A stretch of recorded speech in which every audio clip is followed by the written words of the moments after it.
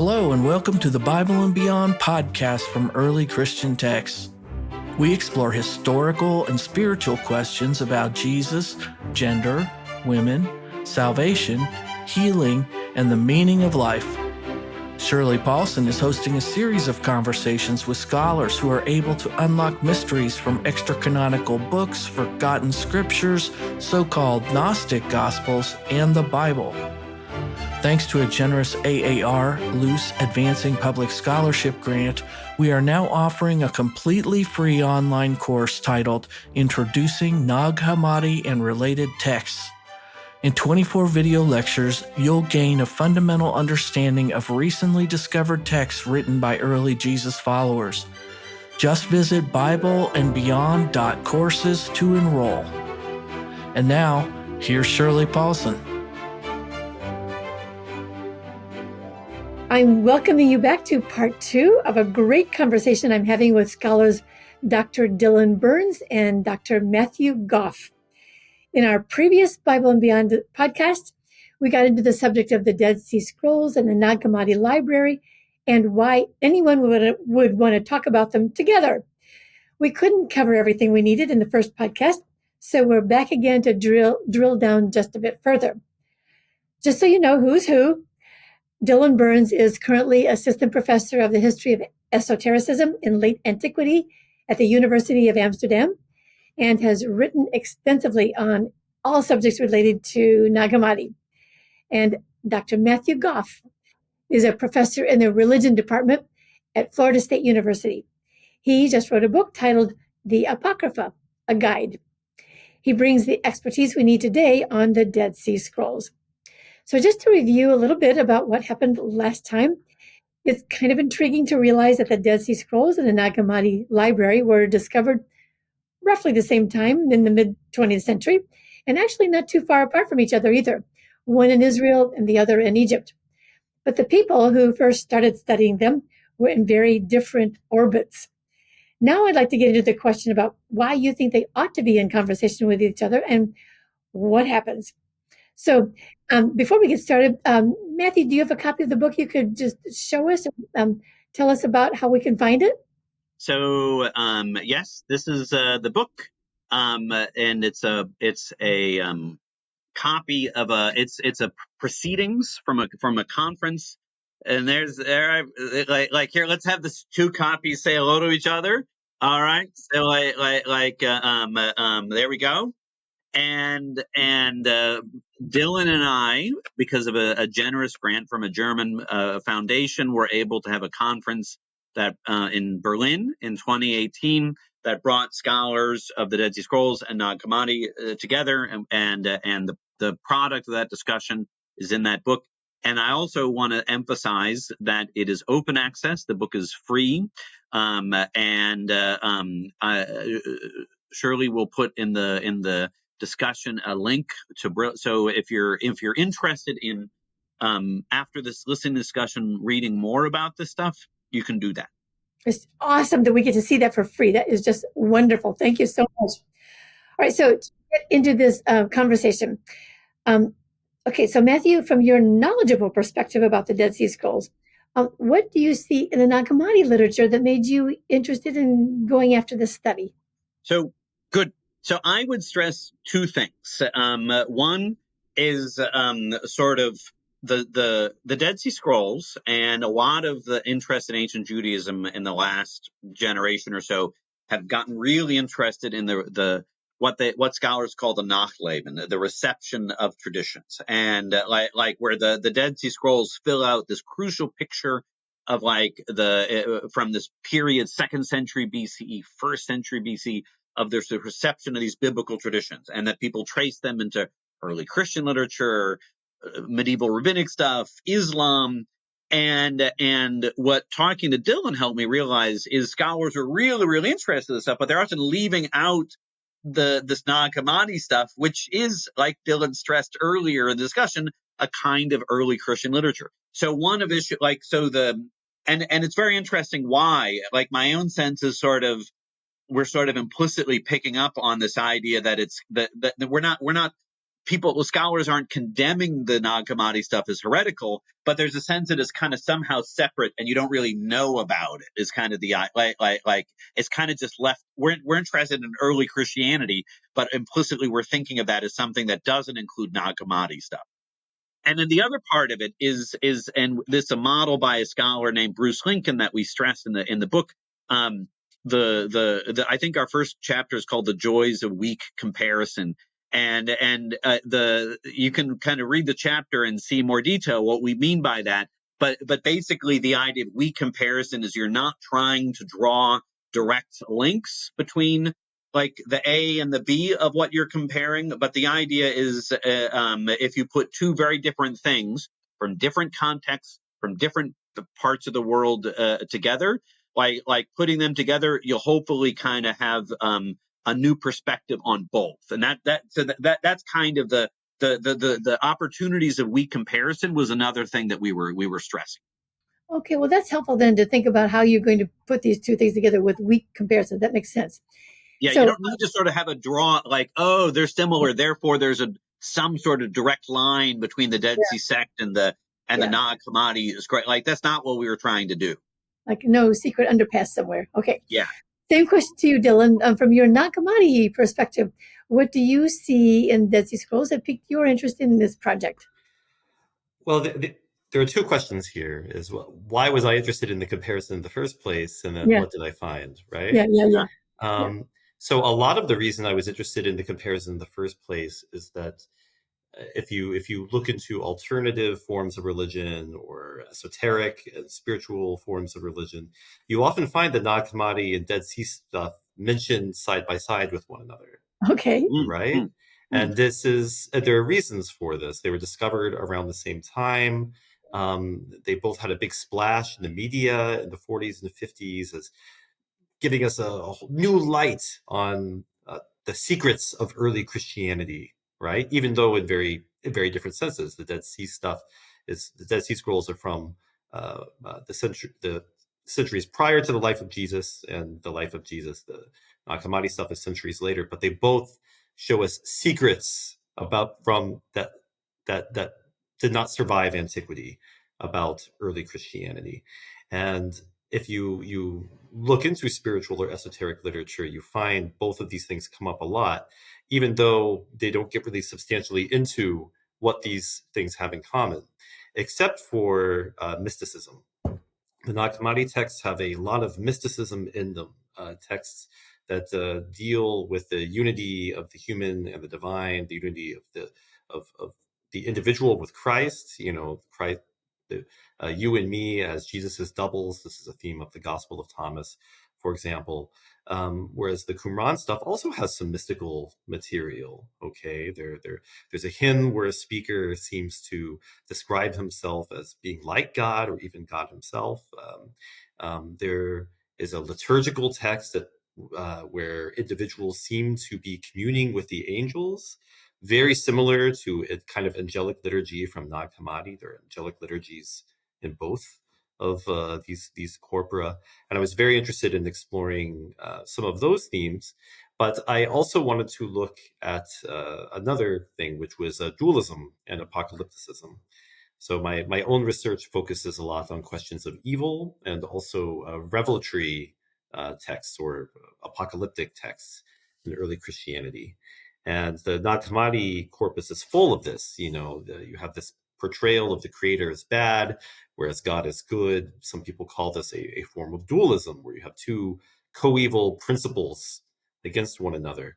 And the Dead Sea Scrolls have often been compared to Gnosticism and the Nag Hammadi corpus because the Dead Sea Scrolls are often also called dualistic. So I wanted to know, is the dualism of the Dead Sea Scrolls like the dualism of the Nag Hammadi texts? And are there ideas about apocalypticism, that is the end of the world, and revelations of superhuman, supernatural knowledge like those we find in the Nag Hammadi texts? What we found was there are some useful comparisons you can make, but a lot of the things that people hadn't explored at all or even thought about exploring was what Matt was talking about, this biblical nachleben, or the reception of biblical traditions in both of these respective bodies of literature, that where people had never made connections between the two before. Yeah. Well, that leads us then. I'd like to know just a little bit more then about um, how should we understand them in relation to each other. I mean, I think you've helped us to think about the weak comparisons and that they're similar themes. But Matthew, maybe you can tie it together a little bit more for us. How should we Yeah. understand them in relation to each other? So they have traditions in common. Like there's like they're both dealing with scriptural traditions, and there's exegetical thing. So one kind of work you can do is sort of tracing exegetical traditions, and do that more robustly if you were include the Nag Hammadi stuff. And I really like what Dylan was emphasizing, like while some of the answers are radically different between the two, sometimes they're really getting at some of the same, they're asking some of the same questions and getting and addressing some of the same themes. For me, that's kind of one of the values or the joys of weak comparison, where it kind of where a lot of times comparison is emphasizing like what's similar between two different things. But I really like the idea, like seeing how they're different about a particular, how they come down on a particular issue, helps you clarify what that issue is.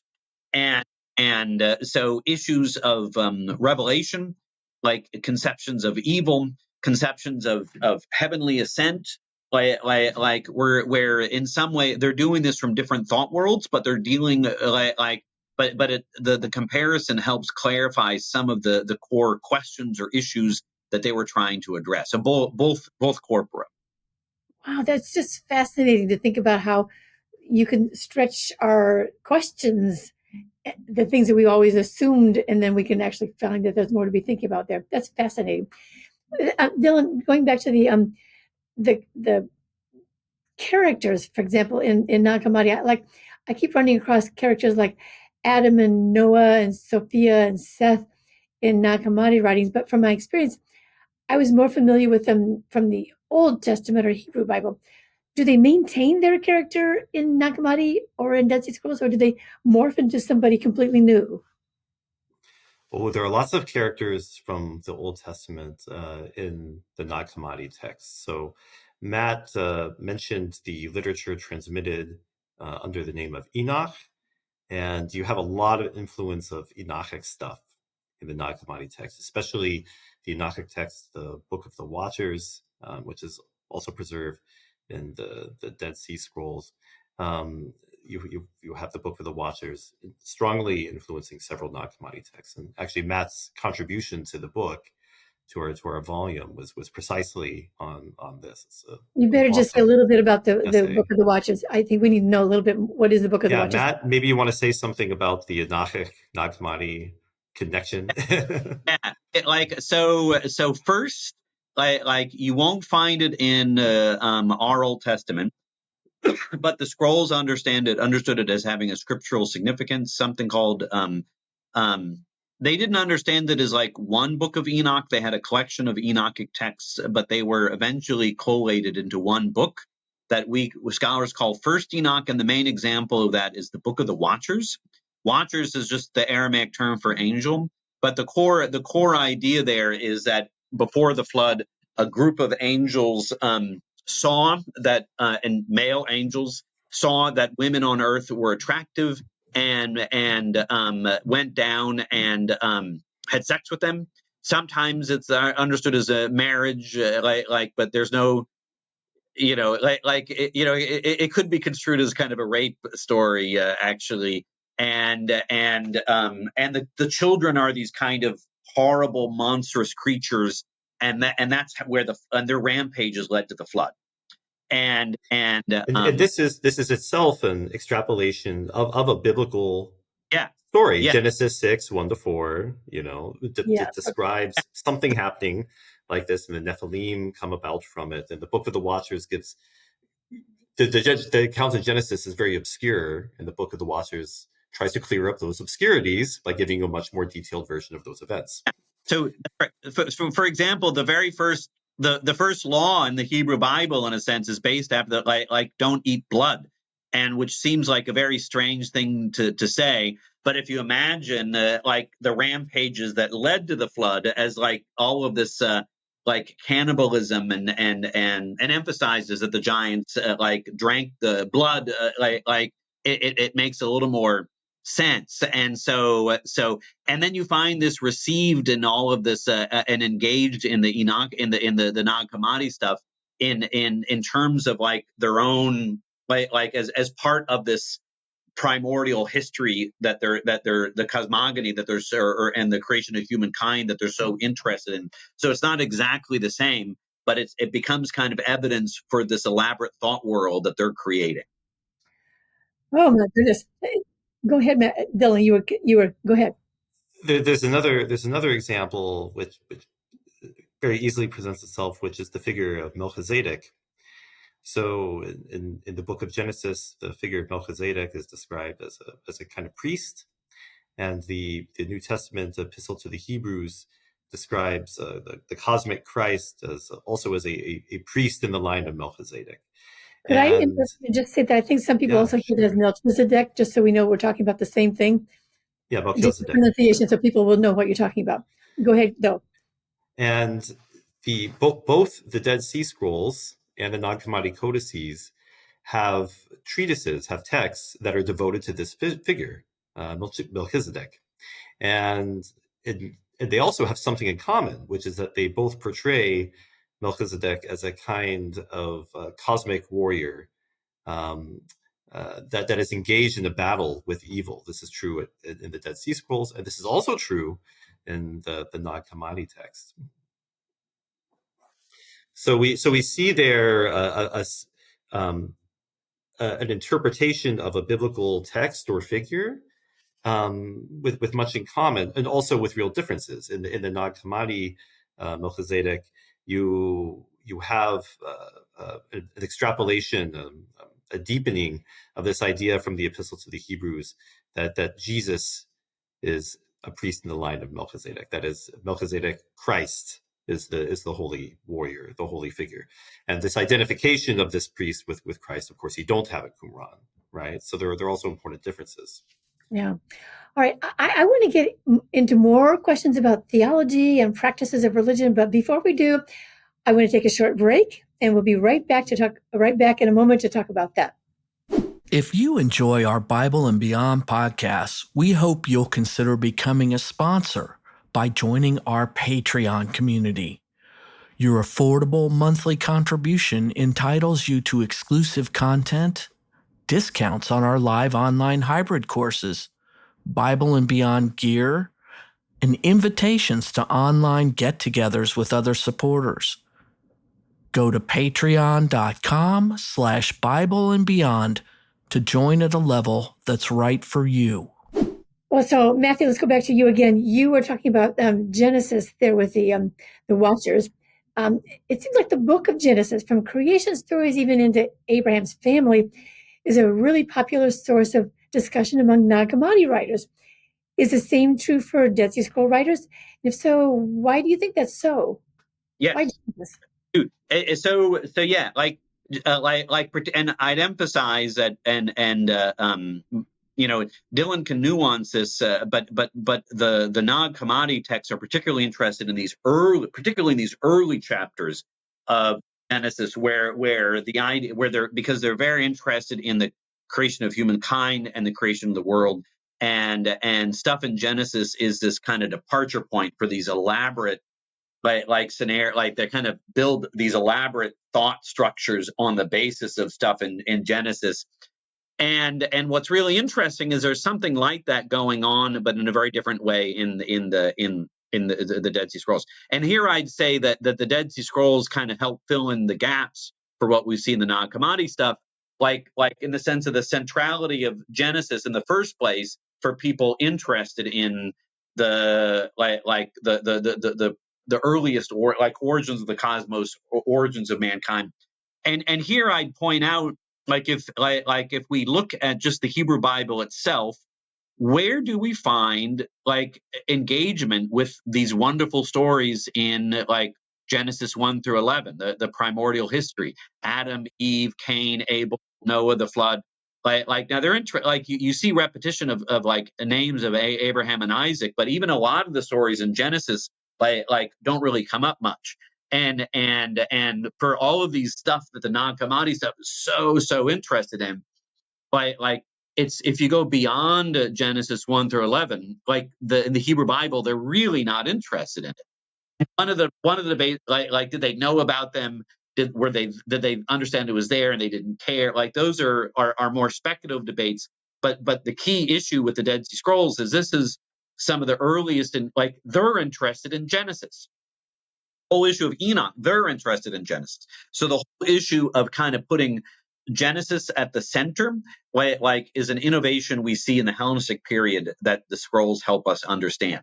And here the idea is, and I'd emphasize two larger points, is one, like an interest in the deep past as a Hellenistic issue, and then two, that different like cultural traditions in the Hellenistic, like the idea that you kind of do this in a way that emphasizes your own traditions, like sort of meaning like the Egyptians are sort of doing it one way and the Babylonians are doing it another way, but the sense that like talking about the deep past in a way that gives kind of pride of place to your traditions, that's a Hellenistic thing.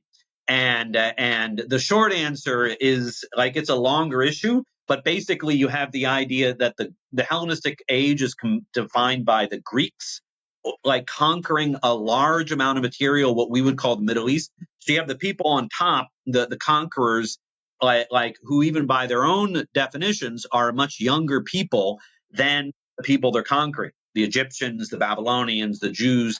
And if you think about age or antiquity as a value, which was very much a thing back then, there's something kind of backwards about the whole thing. It's like the sons are in charge of the fathers. It is kind of like, and so the idea of like this, the subjected ancient peoples start talking about themselves and as having this kind of cultural prestige, you know, like connected to like this is where writing came from, where astronomy came from, like so that there was a complex of traditions in the Hellenistic age that led to kind of the, let's call it the rise of Genesis, and that's what we see in the scrolls, and then it just becomes kind of part of that of the tradition, and then the Nag Hammadi kind of take that and then do their own thing with it. But like I don't think in our volume we really kind of stress that exact point as I think about it, Dylan. But the whole idea of sort of Genesis and conceptions of the past, there's very like both are really important. Corpora are really important for kind of seeing like the centrality of Genesis as and one, an interest in the deep past, and two, like Genesis is kind of the way to engage that. You know? Yeah, I think one of the papers kind of goes in that direction. We had a paper on revealers and revealer figures. I think this is Harry Attridge's paper in the volume. Great, and something Harry pointed out was that you have all this emphasis on figures from Genesis in both the Nag Hammadi Codices and the Dead Sea Scrolls, and this emphasis is on these very ancient figures as revealers in the Nag Hammadi texts, whereas the Dead Sea Scrolls has more of a diversity of roles for the Genesis figures because they're interested in patriarchs as patriarchs, not just because they're very old and therefore may know things that you don't know, right? But what you see, but I think he did note that in both cases the emphasis is really on Genesis and not the other books. And on the first, like you say, the first 11 chapters of Genesis in particular. So there's so many questions I want to get into here. I want to maybe focus in on right now, like theology here. Dylan, from a theological perspective, are there some significant similarities and differences between the overall attitudes toward maybe an understanding of God in the world in the Dead Sea Scrolls and Nag Hammadi? Did they share similar beliefs in theodicy or theories of evil? Or how do you see that playing out? Well, you do have some similarities, but these similarities have their limits. So I mentioned some of them already.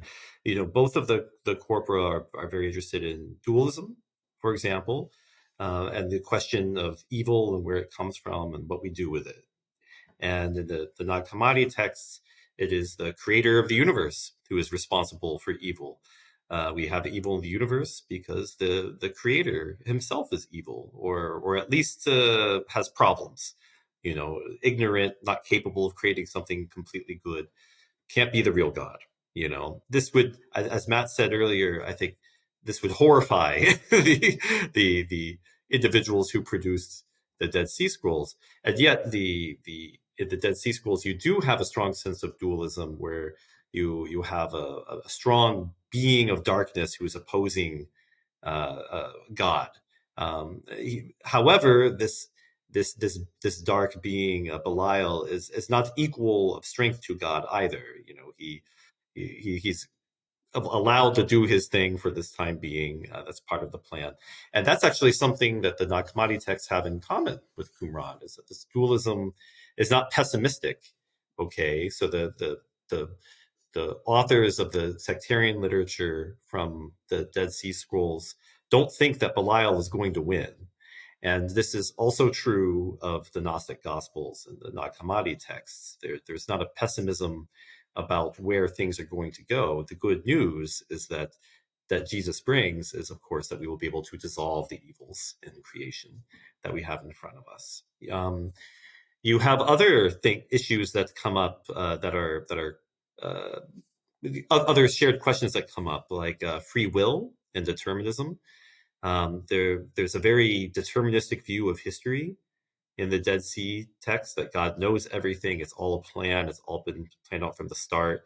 Not much of a worry about whether, the place of our choices in the plan, although clearly there's an emphasis on it in practice, because a lot of the Dead Sea Scroll, some of the Dead Sea Scrolls, especially the rules for living in the community, describe people making very real choices to be in that community. If they break the rules, they will be punished, often quite severely.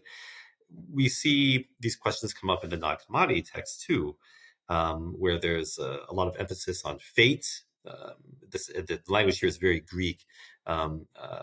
Fate and necessity governing, the universe around us, the natural world, our bodies, bodily functions, stuff like that. We're liberated from fate and necessity and able to find freedom from these things, thanks to the Christian revelation. So there's an interest in the same questions of determinism and free will, but these later Coptic texts give us a very different answer that is quite in keeping with what other early Christians are arguing at the time, that Jesus gives freedom from necessity. So, Matt, if you could comment on that briefly, and then I want to get on to some other topics before we run out of time. But do you have a quick comment on that too? Like, I'd really add, like, I really like the compare, like, using the two corporate to like insights into ancient conceptions of evil is really, really important. And the figure of Belial is like one of the things that makes the scroll significant is you have the clear emergence of some sort of supernatural figure, like with some opposition to God, who has agency and power and an agenda. Like there's older precursors to this in the Hebrew Bible, but it's not the same. But one of the things, it's really like thinking about Belial in relation to someone like some of these Nag Hammadi evil figures like Yaldabaoth is really, really interesting. And one thing I think this is quite different from the Nag Hammadi material. Belial, in some texts, is really, there's very much a clear opposition. Like, and there's a text called the War Scroll, where it emphasizes in the final war, it's going to be the armies of God with angels in the Dead Sea sect versus the army of Belial, armed but like accompanied by Gentiles. But that same text also talks about Belial as created by God to tempt people, to encourage people to be. So the idea that there's Belial is also a figure that entices, encourages human sin, but like not fully in opposition to God. Like meaning like God is trying to make, the theological point is God is trying to construe righteousness and following his covenant intentionally as a struggle. Meaning like the sort of the Nag Hammadi parallel would be like God is putting archons there, like to make you really kind of work at being righteous. it's not a deviation of the plan. It's part of the plan. So there's very much this idea that evil is from God, but it's from Belial, and Belial is from God, I guess is the point. Oh, very good. All right, a lot to think about there too. But I also just want to get into the question about maybe just worship and practices of religion. Are there any comparisons that both of you would like to make? Yeah. Good. You want to start, Dylan? Yeah, sure. On the one hand, we clearly have very different social milieus for these corpora. So Christian versus Jewish, fourth, fifth century Egypt versus second century BC Palestine, right? And these are important. They govern things, but there are some similarities. One I would stress is this angelic liturgy thing. You have angelic liturgies in both corpora where we have texts written apparently in the first person. The Nag Hammadi text is even first person plural. It's a text called the Three Stelaes of Seth, where a congregation utters praise to God, and over the course of singing and hymning actually seems to describe itself entering heaven and worshiping God along with the angels. And you have a very similar kind of practice in one of the texts in the Dead Sea Scrolls, the Songs of the Sabbath Sacrifice. So there's a strong comparison to make, that people in antiquity like to think they were joining the angels in praise of the Lord. And they had different ways of going about doing it. They could do it in Hebrew or they could do it in Coptic, but this was a thing. And like to do today too. Yeah, absolutely. Liturgy kind of like has this kind of aspirational quality where, and like a kind of transformative quality, where the idea that where they're really kind of talking about not just feeling closer to God, but almost the sense of like that you're sort of more like the. It's so interesting. One key example of this in the scrolls is there's this word, the holy ones, kodashim, and sometimes that is often a term for the angels, but sometimes the scrolls use that as a term for the sect, and other times, like, it's kind of unclear. It could be one or the other, which is kind of the point.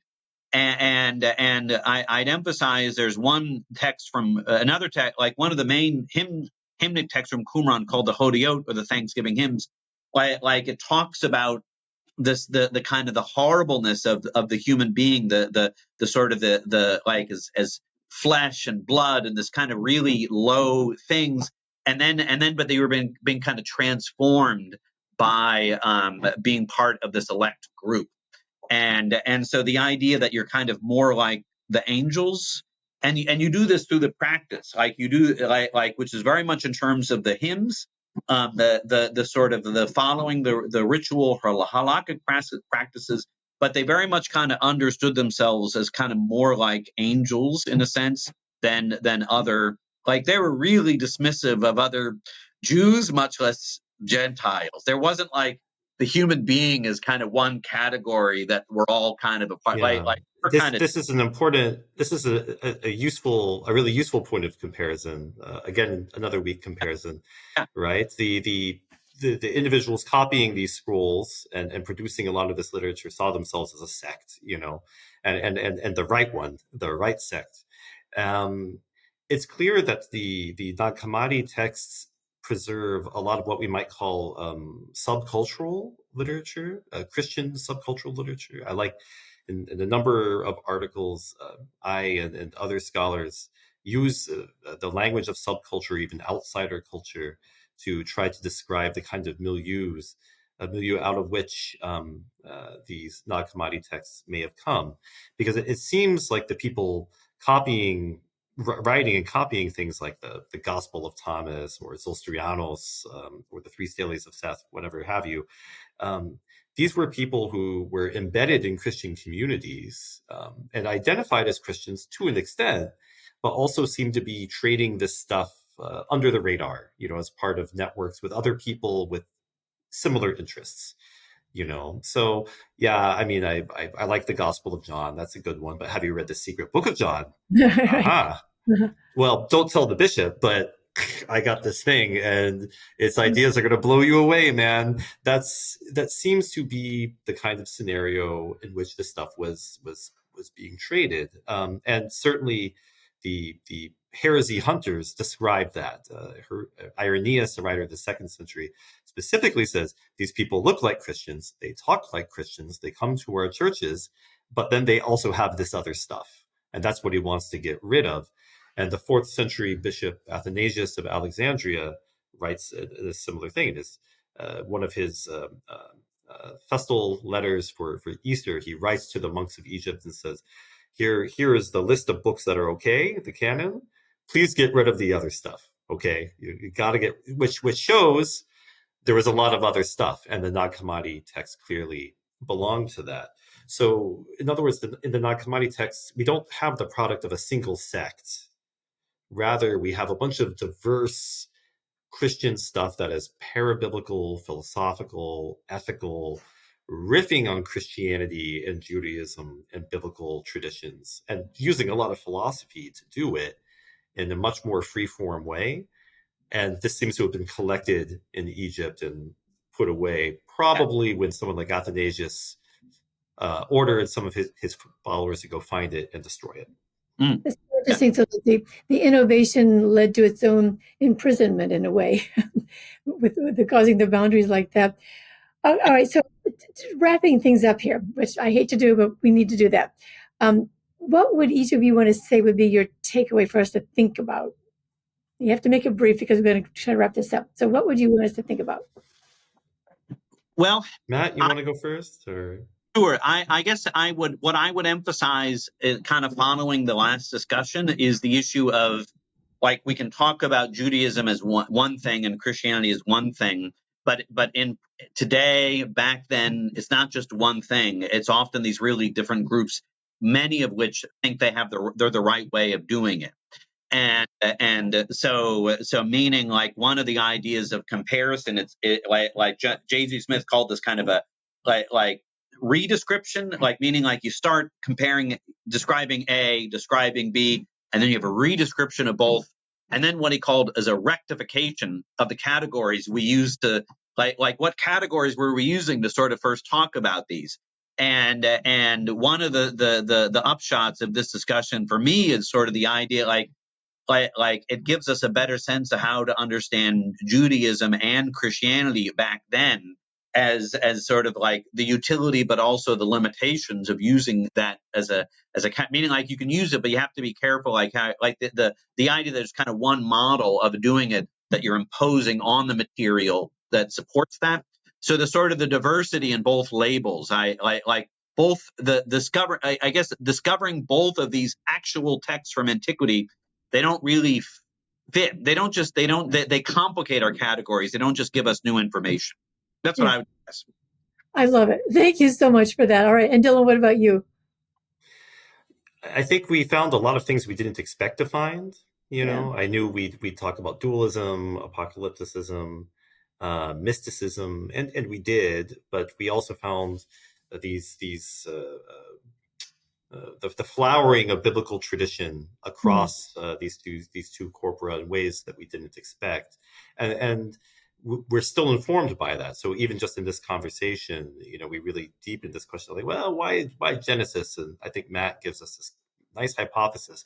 On the Hellenistic period, people were interested in deep history. That's why, and we see this carry out in these Roman texts. And this is also why we have a text that purports to be Zoroastrian in the Nag Hammadi text as well, the Apocalypse of Zostrianos. Another takeaway I had is that there was a lot more we could do. A lot of people who attended our conference thought we should do it again and do another book because we felt, I wouldn't say we only scratched the surface, but we only scratched the surface. There's a lot more of work to do along these lines. It's and like the third thing, we need to bring the band back together. It's like Spinal Tap. We need to bring the band back together again. We need to bring the band back together. It's and another thing that we didn't do very much of at the conference, but where I think a lot of really interesting work can happen, is looking at the reception of these corpora together today. April DeConnick had a wonderful essay on why do the the Dead Sea Scrolls and Nag Hammadi texts occupy the same mental space in people's heads. And she used cognitive science to talk about the categories of alternative scripture. And I think there's a lot more work along these lines that can be done. For example, looking at communities like the one Matt talked about that try to put the Dead Sea Scrolls into practice, considering themselves to be Qumran sectarians in, say, rural Oregon today. I've done some research on neo-Gnosticism myself, edited other volumes on that. And what you find is a lot of neo-Gnostics also use Dead Sea stuff, and people trying to revive the Dead Sea Scrolls or practice according to the Dead Sea Scrolls, they like to use Nag Hammadi stuff. But they do it in very different ways, and that is something that deserves its own kind of investigation. Yeah. That helps me figure out why I'm so interested. I don't know. I was just drawn to this also when I first heard about your project. I thought, oh, this seems very exciting to me. So I appreciate your putting words into my mind that I can figure out why I'm so interested in this. But I want to thank both of you so much for your hard work, your curiosity, your intriguing conversation together. So thanks for being with us today. Thank you. Thanks for having us. And just to emphasize one more time, the book is available for free. Okay. You can download it for free from the publisher's website, Brill in the Netherlands. All of the essays you can download free of cost. So if you're interested in this stuff, read it yourself. It's right there for you. Go forth and learn. Fantastic. Thanks so much.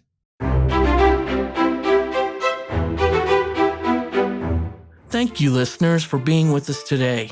Be sure to check out the details from this episode by accessing the show notes on our website, earlychristiantext.com/podcasts. Or just come browse around the website to find loads of other content, including blog posts, articles, online courses, our monthly discussion series, and more. We hope you'll consider supporting the work of producing online resources related to the incredible records left behind by the earliest followers of Jesus. You can become a supporting member by joining our Patreon community at patreon.com/Bible and Beyond. We love hearing from you on social media. Find us on Facebook, X, and YouTube by searching for Early Christian Texts. We'll catch you on our next episode of the Bible and Beyond podcast.